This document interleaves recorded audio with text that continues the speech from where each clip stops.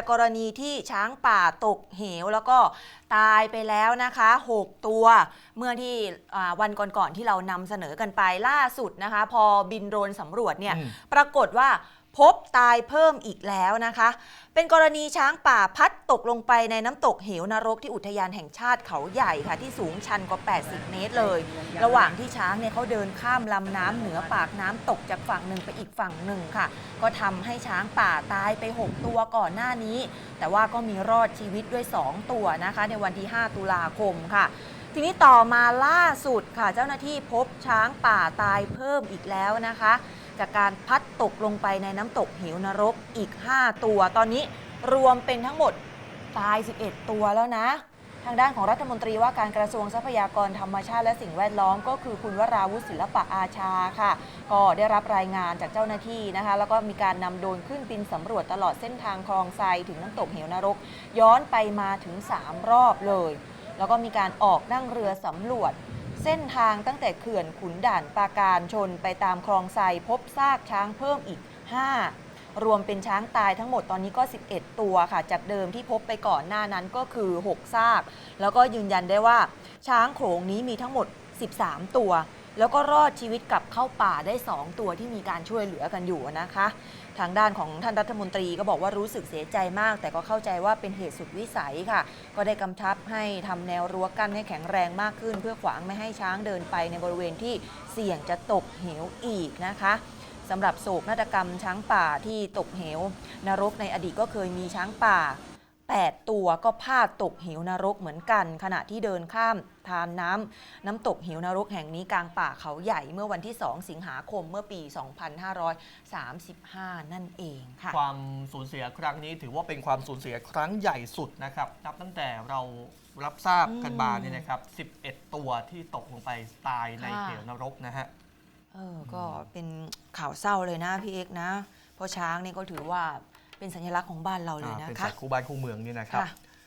ไปที่อุดรธานีฮะท่านผู้ชมครับปรากฏว่ามีแม่ค้าร้านลาบฮะร้านลาบกำลังจะไปเปิดร้านนี่แหละไปเจองูฮะนอนขวางทางแม่ค้านี่ต้องวิ่งหนีเลยนะฮะแล้วก็ไปแจ้งความเจ้าหน้าที่นะครับเมื่อคืนที่ผ่านมาตำรวจเมืองอุดรธานีรับแจ้งนะครับว่ามีงูขนาดใหญ่อยู่บริเวณสะพานในซอยจินตคามถนนทหารเทศบาลนครอุดรธานีก็ไปเจอคุณณภาพรอายุ29 ปีนะครับคุณณภาพรก็พาเจ้าหน้าที่ไปชี้จุดวันนี้มันมีงูตัวใหญ่มานอนอยู่ใต้สะพานห้วยหมากแข้งเจ้าหน้าที่เนี่ยก็ต้องใช้ไฟฉายขนาดใหญ่ส่องเข้าไปเพราะมันมืดนี่ฮะเห็นไหมฮะมันก็ตั้งท่าจะสู้นะฮะนี่วนๆอยู่ตรงนั้นนี่นะฮะปรากฏว่าพอดึงขึ้นมาเนี่ยมันกลายเป็นงูหลามบอลหรือว่าบอลไพทอนนะครับเป็นงูในวงงูหลามเป็นงูนำเข้านะถิ่นกำเนิดอยู่ในทวีปแอฟริกาฮะนี่งูนานาชาติเลยเหรอพี่เอ๊ความยาวเนี่ย1 เมตรแต่น้ำหนักไม่น้อยเลยเกือบ3 กิโลนะเจ้าของร้านลาบบอกว่าตัวเองเนี่ยขายลาบอยู่ในซอยนี้มานานก่อนหน้านี้เนี่ยตอนไม่มีลูกค้าก็เลยเดินไปซื้อของที่ร้านสะดวกซื้อใกล้ๆพอกลับมาที่ร้านเนี่ยเห็นมันแวบๆมันเหมือนงูเลื้อยออกมาขวางทางเดินเข้าไปส่องใกล้ๆอ้าวงูจริงๆฮะนี่ดูดิคือตัวเขาไม่ยาวนะแต่ว่าเขาหนักนะเขาหนาตัวสั้นๆแต่หนามากนะตัวเองก็เลยรีบวิ่งหนีกลับร้านเลยพอเจอเข้านะฮะคือบอกว่าเนี่ยเห็นงูขนาดใหญ่แบบนี้คนโบราณบอกจะได้โชคแล้วเดือนตุลาคมนี้วันที่16เป็นวันเกิดพอดีวันเกิดของคุณณภาพรครบ29ลายเขาสวยมากเลยอ่ะเขาบอกถึงจะเสี่ยงโชคดูแล้วเนี่ยงูนี้นะฮะตำรวจเนี่ยพอกู้ภัยจับเสร็จเขาก็เอาไปโรงพักเอาไปโรงพักเอางูไปโรงพักนะเอางูไปโรงพักเนี่ยเขาเรียกงูหลามบอลไงเพราะมันขดกลมเป็นบอลลูกบอลนี่กำลังสืบสวนงูอยู่สอบถามตำรวจบอกว่าเท่าที่ดูเนี่ยมันเป็นงูเลี้ยงมันน่าจะมีคนเลี้ยง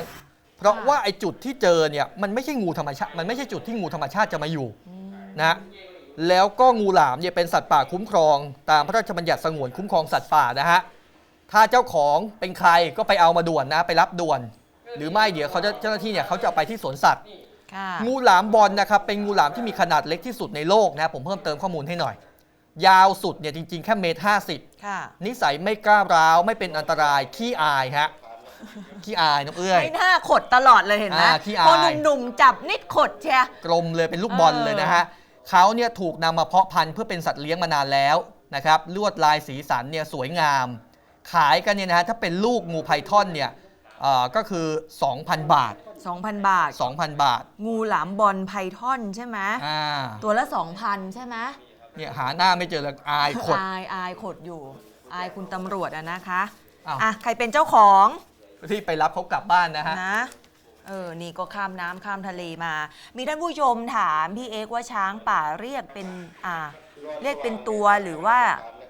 เรียกเป็นเชือก ช้างป่าเรียกเป็นตัวนะฮะ ค่ะ ถ้าช้างบ้านเรียกเป็นเชือก ช้างบ้านเรียกเป็นเชือกนะคะ อ่า ทีนี้งูต่อมาค่ะ งูตัวนี้นะพี่เอกไม่ธรรมดาค่ะ นอกจากกินสุนัขเข้าไปแล้ว แถมกินไก่ด้วยนะ คุณเจษดาฉิมเนตรค่ะทางอาสากู้ภัยมูลที่หลวงพ่อในกุฏิวัดกุยบุรีพร้อมเจ้าหน้าที่กู้ภัยท่านอื่นๆนะคะรับแจ้งว่าให้ไปทำการจับงูเหลือมขนาดใหญ่นะไม่แน่ใจนะว่าเป็นงูเหลือมหรือว่างูหลามเดี๋ยวช่วยกันดูนะคะคืองูตัวนี้เนี่ยมาแอบเขมือบสุนัขของชาวบ้านที่เลี้ยงไว้บอกบ้านเลขที่กันหน่อย308หมู่2ที่อำเภอกุยบุรีจังหวัดประจวบเป็นบ้านของนางเนียมบุญเกิดค่ะพอกู้ภัยได้รับแจ้งเนี่ยก็นำอุปกรณ์ไปจับเนี่ยช่วงระหว่างกำลังจับ เขาหนักมากอ่ะ เขาต่อสู้นะพี่เอ็กซ์นะ เป็นงูขนาดใหญ่เลยนะ ยาวกว่า3 เมตร ไปแอบซุกอยู่โคนต้นไม้ กู้ภัยต้องช่วยกันยื้อยุดฉุดกระชากกับงูอยู่พักใหญ่เลยค่ะ นี่ไม่ได้อายนะนี่เขาต่อสู้อยู่ สุดท้ายจับได้ค่ะ นี่ไปดูจังหวะจับ ต้อง กัน ขี้พวดแล้วก็ประคองไม้